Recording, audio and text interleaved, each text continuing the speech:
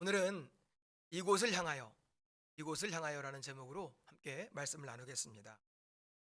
2015년 2월 11일 영종대교에서 106중 연속 추돌 사고가 있었습니다. 이렇게 큰 사고가 났던 원인은 짙은 안개 때문이었습니다. 안개가 얼마나 짙었는지 이 가시거리가 10m밖에 안 되었다고 합니다. 이런 뉴스를 접하면 운전하다가 짙은 안개를 만나거나 또는 이렇게 겨울에 눈발이 막 거셀 때, 그럴 때 겁을 덜컥 먹습니다. 안개가 가득해서 정말 한 치 앞도 안 보일 때, 지금 앞차와의 거리는 잘 유지되고 있는지, 만약에 그 길이 산길이라면 지금 어느 방향으로 가야 될지 아주 막막합니다. 내비게이션이 길을 알려주곤 하지만 그 길이 안 보이는 상황 속에서의 불안한 마음은 운전을 해보신 분들은 한 번쯤 겪어보셨을 것입니다. 그런데 이런 감정은요, 운전할 때만 겪는 감정이 아닙니다. 우리가 살아가면서 짙은 안개와 같은 상황을 만날 때가 있습니다. 내 삶 가운데 앞이 막막할 때 우리는 더 큰 불안함을 느낍니다. 전혀 예상하지 못했던 질병의 진단을 받았을 때, 믿었던 사람으로 인하여서 사업에 어려움을 당할 때, 그리고 자녀의 문제로 가슴이 무너질 때, 우리 인생은 짙은 안개 가운데 둘러덮이는 것 같습니다. 어디로 가야 될지, 무엇을 붙잡아야 될지 방향을 잃어버립니다. 기도하려고 마음을 잡아보지만 무슨 기도를 어떻게 해야 될지 그것조차 막막할 때가 있습니다. 오늘 말씀에는 솔로몬의 기도가 나옵니다. 오늘 솔로몬의 기도를 통하여 함께 은혜를 나누겠습니다. 첫 번째로 솔로몬은 위기를 대비하는 기도를 했습니다. 오늘 말씀 26절의 앞부분입니다. 만일 그들이 주께 범죄함으로 말미암아 하늘이 닫히고 비가 내리지 않는 주의 벌을 받을 때에, 솔로몬이 기도하고 있는 오늘 이날은 이스라엘의 역사상 가장 화려하고 영광스러운 날이었습니다. 왜냐하면 7년이라는 대공사 끝에 하나님의 성전이 완공되었습니다. 역대하 3장 1절을 보면 솔로몬은 그의 아버지 다윗이 준비한 땅에다가 성전을 지었는데, 그곳이 어디였냐? 여부수 사람 오르난의 타작마당이었습니다. 그러면 이 타작마당이 어디였냐? 모리아산이었습니다. 이 모리아산, 아는 분들은 아시겠죠? 모리아산은 아브라함이 이삭을 번제로 드렸던 그 산이었습니다. 그곳이 어떤 곳입니까? 이스라엘 민족에게는 여호와 이레의 역사가 있었던 거룩한 장소였습니다. 이 거룩한 장소에서 성전을 세우고 지금 온 백성이 모여서 감격스러운 성전 봉헌식을 하고 있습니다. 오늘 말씀 13절을 보니까요, 솔로몬은 무릎을 꿇고 하늘을 향하여 손을 펴고 기도했습니다. 이것은 무릎을 꿇었다, 낮아진 마음으로 하나님을 향해서 자신을 개방하고 하나님의 응답을 바라는 간절한 마음의 표현이 담겨 있습니다. 솔로몬의 이러한 기도에 하나님께서 응답하셔서 이 솔로몬의 시대는 이스라엘에서 가장 평화롭고 번영했던 시대였습니다. 그런데 이 번영과 평안함이 이어지던 시대에 솔로몬의 기도가 이상합니다. 왜냐하면 앞으로 닥쳐올 위기들을 대비하며 기도했기 때문입니다. 앞으로 있을 위기들을 하나씩 열거하면서 기도합니다. 24절에서는 전쟁에서 졌을 때를 가정합니다. 만일 주의 백성 이스라엘이 주께 범죄하여 적국 앞에서 패하게 되므로, 당시 솔로몬의 시대는 주변 국가들과 평화조약을 맺고 있었던 시기였습니다. 그런데 왜 전쟁에서 졌을 때를 이야기할까요? 솔로몬은 인간의 죄성으로 인해서 앞으로 죄를 짓게 될 때를 대비하며 기도했던 것입니다. 26절에서는요, 하늘이 닫히고 비가 내리지 않을 때를 가정합니다. 이것은 자연재해를 말하는 것이 아닙니다. 신명기 11장에 보니까요, 하나님은 이스라엘 백성들이 순종할 때 때를 따라서 비를 주시겠다 약속해 주셨고, 불순종하면 하늘을 닫으시겠다 경고하셨습니다. 가나안은 큰 강이 없었기 때문에 농사를 지으려면 비가 절대적으로 필요했습니다. 그러므로 비가 내리지 않는다, 가뭄이 온다 하는 것은 국가적인 재앙이었습니다. 28절에서는 더 구체적인 재앙들을 열거합니다. 만일 이 땅에 기근이나 전염병이 있거나 곡식이 시들거나 깐부기가 나거나 메뚜기나 황충이 나거나 적국이 와서 성읍을 에워싸거나 무슨 재앙이나 무슨 질병이 있거나를 막론하고. 농사를 져보신 분들은 아시죠? 깐부기가 뭡니까? 곡식의 이삭이 검게 변해서 말라 죽는 것을 말합니다. 메뚜기나 황충이 에워싸는 것은 출애굽기에도 나와 있는 재앙인데요, 모든 농산물들을 메뚜기나 황충이 다 먹어치우는 것을 말합니다. 가장 기쁘고 행복한 날, 솔로몬은 가장 어둡고 절망적인 순간들을 상상하면서 기도합니다. 마치 잔칫날에 장례식장 얘기를 하는 것 같습니다. 그런데 이 기도는 분위기를 깨는 부정적인 이야기가 아니라 앞으로 안개 속을 헤맬지도 모르는 자신을 위해서, 또 이 나라를 위해서 대비하는 기도였습니다. 솔로몬은 모든 인간이 연약하여서 넘어질 수 있고 그러면 위기가 온다는 것을 알고 있었습니다. 그래서 솔로몬은 가장 기쁘고 행복했던 날, 가장 어두운 날을 대비하며 하나님께 기도했습니다. 사랑하는 성도 여러분, 오늘 우리 가운데에도 이러한 지혜가 필요합니다. 행복하고 좋은 날에도 우리의 연약함을 기억하면서 스스로 높아지지 말고 행복할 때 더욱더 하나님을 붙잡아야 합니다. 솔로몬처럼 승리의 순간에 우리도 자칫하면 넘어질 수 있구나 하는 것을 기억하면서 겸손하게 하나님의 도우심을 구하는 우리 모두가 될 수 있기를 소망합니다. 두 번째로 반복되는 한 가지 약속이 있습니다. 그것은 이곳을 향하여 구했습니다. 오늘 말씀 26절의 뒷부분입니다. 이곳을 향하여 빌며 주의 이름을 인정하고 그들의 죄에서 떠나거든. 그리고 우리가 읽지 않았지만 34절과 38절에서는 성전 있는 쪽을 향하여 라고 했습니다. 솔로몬은 여러 가지 재앙과 절망스러운 순간을 열거했지만 그 모든 기도 속에 단 한 가지 반복되는 것을 구했습니다. 사건은 많아도 결론은 한 가지입니다. 그것은 이곳을 향하여 기도하는 것이었습니다. 오늘 말씀에는 이 역대하 6장에는 이곳을 향하여, 성전을 향하여 라는 말이 계속 나옵니다. 이 말을 히브리어 성경에 보니까요, 신성한 장소나 하나님께서 개입하시는 자리를 말한다고 합니다. 전쟁에서 졌을 때, 가뭄이 들 때, 전염병이 돌 때, 그때 그들의 마음을 돌이켜 이 성전을 향하여서 기도하면 하나님께서 하늘에서 들으시고 그들의 죄를 사하시고 회복시켜 주실 것을 간구했습니다. 이러한 마음과 이러한 믿음이 있었기 때문에 바벨론으로 포로로 잡혀갔던 다니엘이 성전을 향하여 기도했습니다.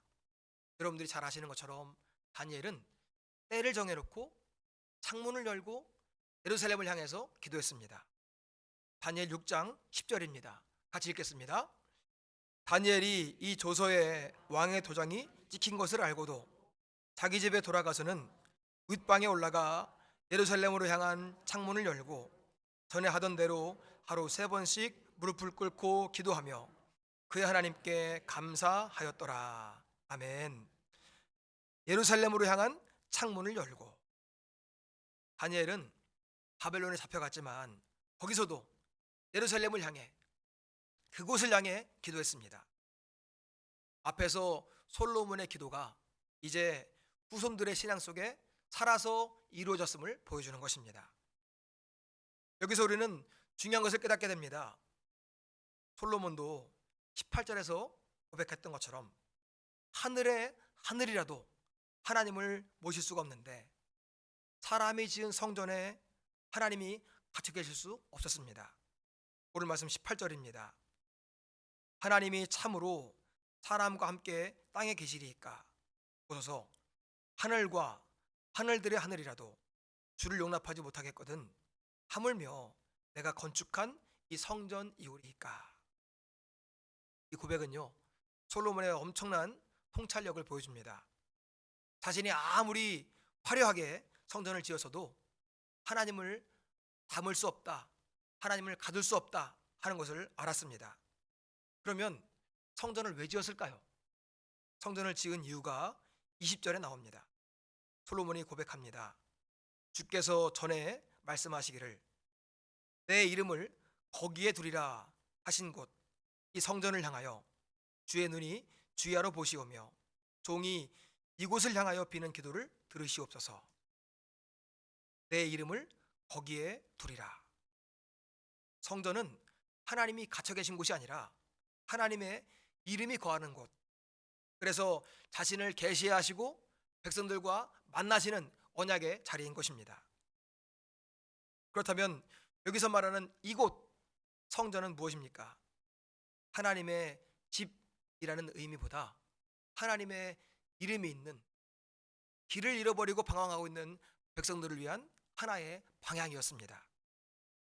마치 인생의 안개 속에서 어디로 가야 될지 모를 때, 무엇을 바라봐야 할지 모를 때 영적인 나침반을 들고 하나님을 향해 기도하는 것을 말하는 것입니다. 하나님, 어디를 바라봐야 됩니까? 무엇을 해야 됩니까? 막막할 때 바라보는 영적인 나침반입니다. 27절에 보니까요, 같이 읽겠습니다. 주께서는 하늘에서 들으사 주의 종들과 주의 백성 이스라엘의 죄를 사하시고 그 마땅히 행할 선한 길을 가르쳐 주시오며 주의 백성에게 기업으로 주신 주의 땅에 비를 내리시옵소서. 아멘. 여기 보니까요, 주는 하늘에서 들으사, 하늘에서 들으사라고 했습니다. 우리가 성전을 향해 기도하지만 응답하신 하나님은 하늘에 계십니다 라는 뜻입니다. 성전은 방향이고요, 하나님은 하늘 보좌에서 우리의 기도를 들으십니다. 그러므로 사랑하는 성도 여러분, 어떤 문제이든 상황이 얼마나 절박하든 상관없습니다. 중요한 것은 인생의 중요한 순간에 하나님을 향한 방향을 바라보는 것입니다. 하나님을 바라볼 때 하나님은 용서하시고 관계를 회복시켜 주시고 또 능력을 주시고 새롭게 시작할 수 있는 힘을 주심을 믿으시기 바랍니다. 솔로몬 시대 이후에 이스라엘은 정말 많은 위기를 겪었습니다. 나라는 둘로 나뉘었고 성전은 파괴됐고 백성들은 포로로 끌려갔습니다. 하지만 그들이 회개하며 성전에 있던 예루살렘을 향해서 기도할 때 하나님은 응답하셨습니다. 포로되었던 자들을 다시 돌아오게 하셨고 성전을 다시 세우게 하셨고 나라를 회복시켜 주셨습니다. 그러므로 하나님을 향한 방향을 잊어버리지 않으시기를 바랍니다. 안개 속에서 헤맬 때, 인생의 중요한 순간에 이곳을 향하여, 성전을 향하여, 하나님을 향하여 기도하는 모두가 될 수 있기를 소망합니다. 세 번째로 우리의 영원한 방향은 예수 그리스도입니다. 오늘 말씀에서 계속 강조했던 이곳 성전, 솔로몬이 지은 성전, 이 성전은요 바벨론에 의해서 무너집니다. 그 후에 다시 세웠지만 또 다시 무너집니다. 지금은 이 성전터에 다 무너지고 통곡의 벽만 있다고 합니다. 그런데 하나님을 향한 방향은 사라지지 않았습니다. 오히려 더 확실한 실체로 우리에게 오셨습니다. 요한복음 2장 19절입니다. 예수께서 대답하여 이르시되 너희가 이 성전을 헐라 내가 사흘 동안에 일으키리라. 이 말씀에서 예수님은 자신이 참된 성전임을 말씀하십니다. 솔로몬이 지었던 성전은 돌과 나무로 지어졌지만 예수님은 살아계신 성전입니다. 솔로몬의 성전은 한 장소에 국한되어 있지만 예수님은 어디든지 계십니다. 그래서 우리는 이제 예루살렘을 향해서 기도하지 않습니다. 우리에게는 돌로 지은 건물이 아니라 살아계신 예수 그리스도가 있기 때문입니다. 그러므로 우리는 이제 예루살렘이 아니라 예수님을 바라봐야 합니다. 히브리서 12장 2절 같이 읽겠습니다. 믿음의 주요 또 온전하게 하시는 이인 예수를 바라보자. 그는 그 앞에 있는 기쁨을 위하여 십자가를 참으사 부끄러움을 개의치 아니하시더니 하나님 보좌 우편에 앉으셨느니라. 아멘. 믿음의 주요 또 온전하게 하시는 이인 예수를 바라보자. 예수님께서 십자가에서 죽으심으로 성전의 휘장이 찢어졌고 이제는 우리가 더 이상 대제사장을 통하지 않고서도 직접 언제나 어디서나 예수님을 통해서 하나님께 나아갈 수가 있게 되었습니다. 질병의 고통과 미래에 대한 불안함과 관계의 아픔 속에서 이제 우리가 바라봐야 할 그 방향은 다른 것이 아니라 예수 그리스도입니다. 솔로몬은 42절의 끝부분에서 주의 종 다윗에게 베푸신 은총을 기억하옵소서라고 기도를 마칩니다. 솔로몬은요, 자기 공로가 아니라 아버지 다윗과 맺었던 하나님의 언약을 의지했습니다. 아버지 다윗에게 베풀었던 하나님의 은총을 의지했습니다. 그와 같이 우리들도 예수님을 통해서 보여주셨던 하나님의 무조건적인 사랑과 긍휼을 의지해야 합니다. 우리가 하나님께 나아갈 수 있는 것은 우리의 의로움 때문이 아닙니다. 예수님께서 우리를 위해서 십자가를 지시고 보혈의 피를 흘려주셨기 때문입니다. 예수님께서 나의 죄를 대신 짊어지시고 십자가에서 죽어주셨기 때문에 우리가 담대히 하나님께 나아갈 수가 있게 되었습니다. 사랑하는 성도 여러분, 오늘 말씀에 나오는 솔로몬은요, 가장 행복한 순간에 위기의 때를 준비하며 기도했습니다. 오늘 우리들도 행복할 때, 안정될 때, 위기의 때를 준비하는 기도를 해야 합니다. 그리고 지금 우리가 안개 속을 걷고 있다면, 어디로 가야 될지, 무엇을 해야 될지 모르겠다면 이곳을 향하여 기도하시기 바랍니다. 고개를 들어서 우리 영원한 성전 되시는 예수님을 바라보시기를 바랍니다. 요한복음 14장 6절은 이렇게 말씀합니다. 내가 곧 길이요 진리요 생명이니 나로 말미암아 믿지 않고는 아버지께로 올 자가 없느니라. 같이 해보겠습니다. 내가 곧 길이요 진리요 생명이니 나로 말미암아 믿지 않고는 아버지께로 올 자가 없느니라. 아멘. 예수님은요, 우리에게 길을 가르쳐 주시고 우리의 길이 되어 주셨습니다. 우리가 어디로 갈지 모를 때 솔로몬은 성전을 향해 기도를 하겠던 것처럼 우리는 예수님을 향해서 기도해야 합니다. 그리고 예수님이 걸어가신 길을 따라가야 합니다. 예수님의 길을 따라가려면 예수님을 묵상해야 합니다. 예수님께서 살아가셨던 방법, 예수님의 말씀, 예수님의 선택, 그 모든 것들을 우리는 생각하고 묵상하고 나의 삶에 받아들여야 합니다. 그래야 그 길을 따라갈 수가 있는 것입니다. 지난 수요예배 때 나눴던 말씀입니다. 사도행전에서 스데반 집사가 돌에 맞아 죽게 되었습니다. 그런데 돌에 맞아 죽게 되었던 스데반 집사가 예수님께서 십자가에 하셨던 말씀을 똑같이 했습니다. 스데반은 어떻게 그 말을 똑같이 했을까요? 예수님의 삶과 예수님의 말씀을 알았고 그 말씀들을 묵상했기 때문입니다. 묵상하고 기억해야 그것을 닮아갈 수가 있는 것입니다.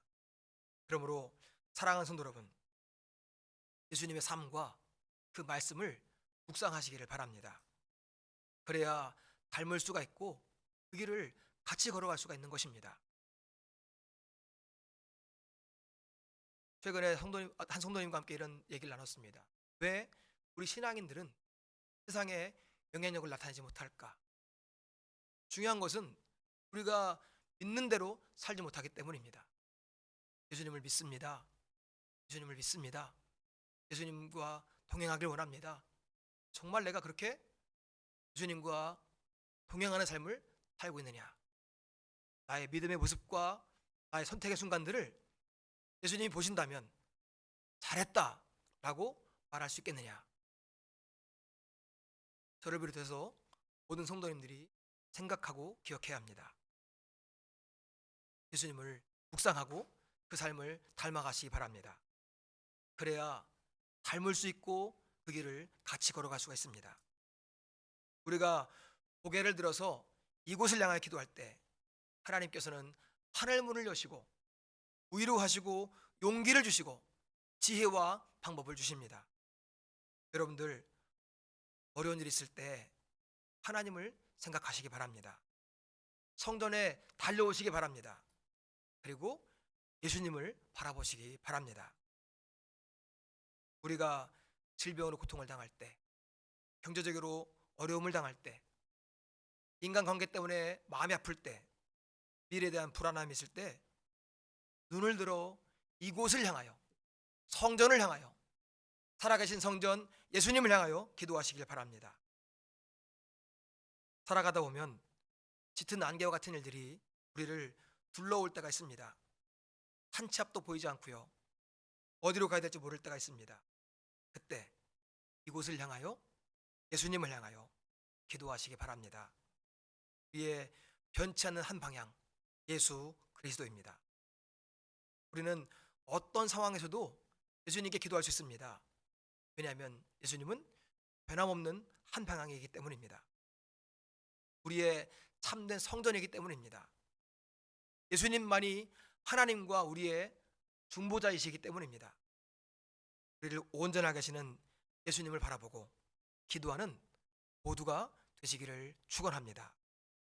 이번 주 우리가 암송할 말씀은 히브리서 12장 2절의 앞부분입니다. 같이 읽겠습니다. 믿음의 주요 또 온전하게 하시는 이인 예수를 바라보자. 아멘.